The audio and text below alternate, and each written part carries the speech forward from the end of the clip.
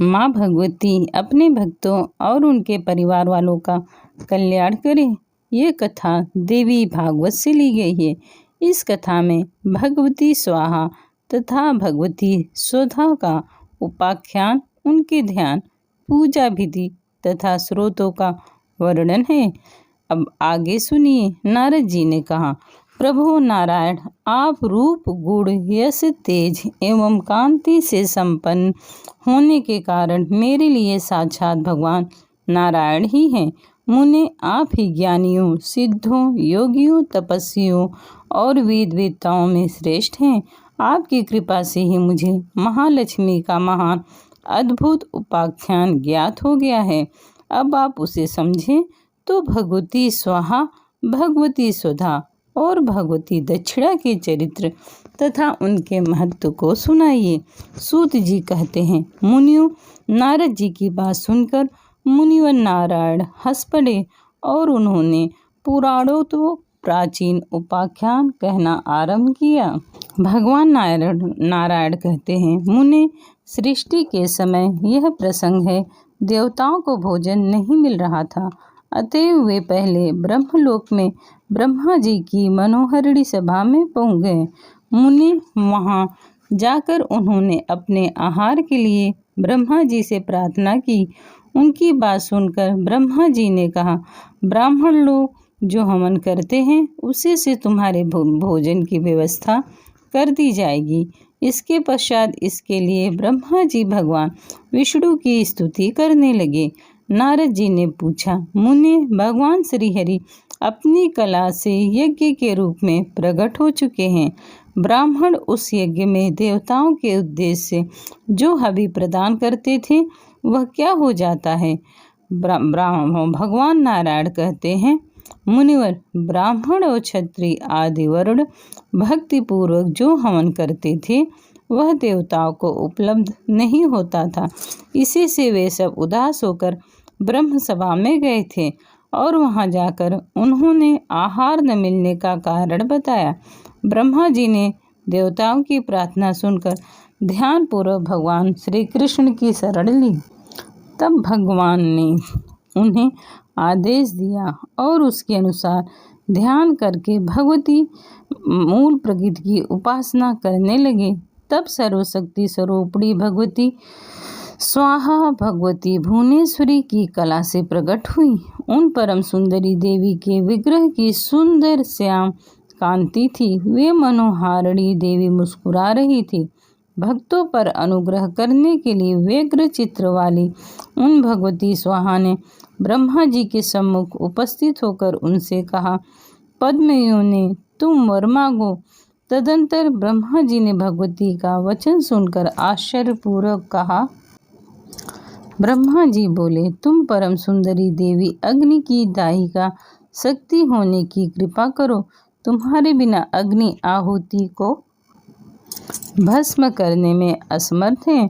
जो मानव मंत्र के अंत में तुम्हारे नाम का उच्चारण करके देवताओं के लिए हवन पदार्थ अर्पण करेंगे वह देवताओं को सहज ही उपलब्ध हो जाएगा।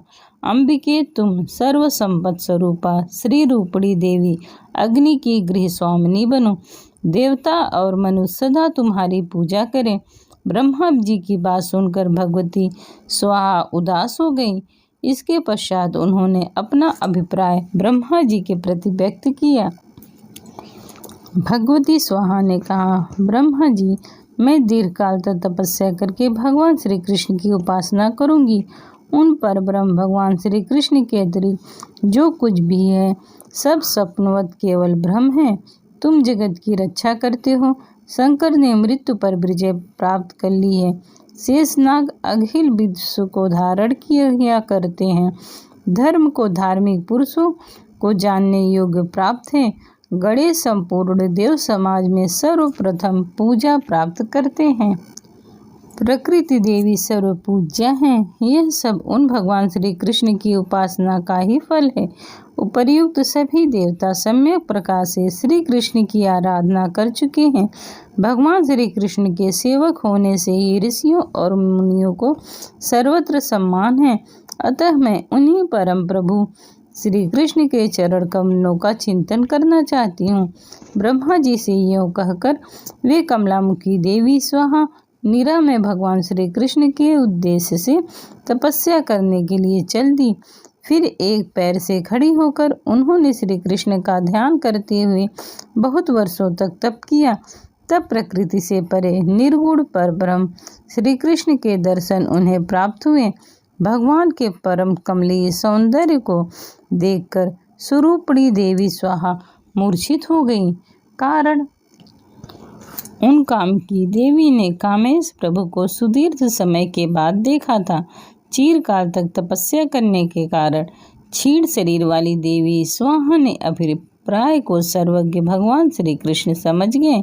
उन्होंने उन्हें उठाकर अपने अंक में बैठा लिया और भगवान श्री कृष्ण बोले, कांते, तुम वराह कल्प से मेरी प्रिया बनोगी। तुम्हारा नाम नागनजीती होगा। राजा नग्नजीत तुम्हारे पिता होंगे। इस समय तुम दाहिका शक्ति से संपन्न होकर अग्नि की प्रिय पत्नी बनोगी। मेरे प्रसाद से तुम मंत्रों का अंग बनकर पूजा प्राप्त करोगी। अग्निदेव तुम्हें अपनी गृह स्वामिनी बनाकर भक्ति भाव के साथ पूजा करेंगे। तुम परम रमणीय देवी को उसके साथ हास विलास करने का सुअवसर प्राप्त होगा। नारद इस प्रकार देवी स्वाहा से संभाषण करके भगवान श्री कृष्ण अंतर्धान हो गए। फिर उनकी आज्ञा के अनुसार डरते हुए अग्निदेव वहां आए और सामवेद में कही हुई विधि से जगत जननी भगवती का ध्यान करने लगे। तदंतर उन्होंने देवी की भली भांति पूजा और स्तुति की। इसके पश्चात भगवती स्वाहा और अग्निदेव का मंत्रपूर्वक विवाह संस्कार संपन्न हुआ।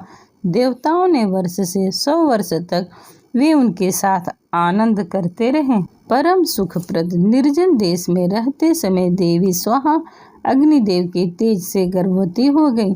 12 दिव्य वर्षों तक वे उस गर्भ को धारण किए रही।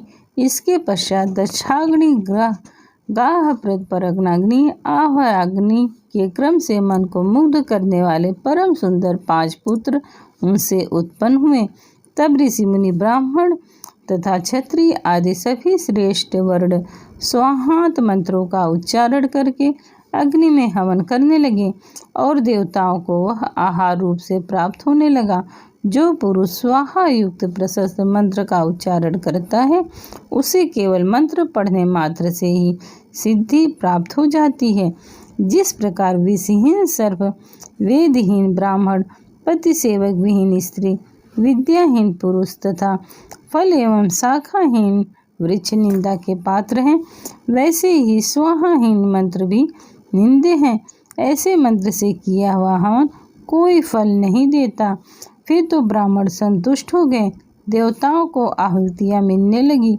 मुनि भगवती स्वाहा से संबंध रखने वाला इस प्रकार यह सारा श्रेष्ठ उपाख्यान कह सुनाया। यह प्रसंग सुख और मोक्ष प्रदान करने में परम उपयोगी एवं रहस्यपूर्ण है। अब तुम क्या सुनना चाहते हो? नारद जी ने कहा, प्रभु मुनीश्वर, अब मुझे भगवती स्वाहा की पूजा का वह विधान, ध्यान एवं स्रोत बताने की कृपा कीजिए जिससे अग्निदेव ने उनकी पूजा करके स्तुति की थी।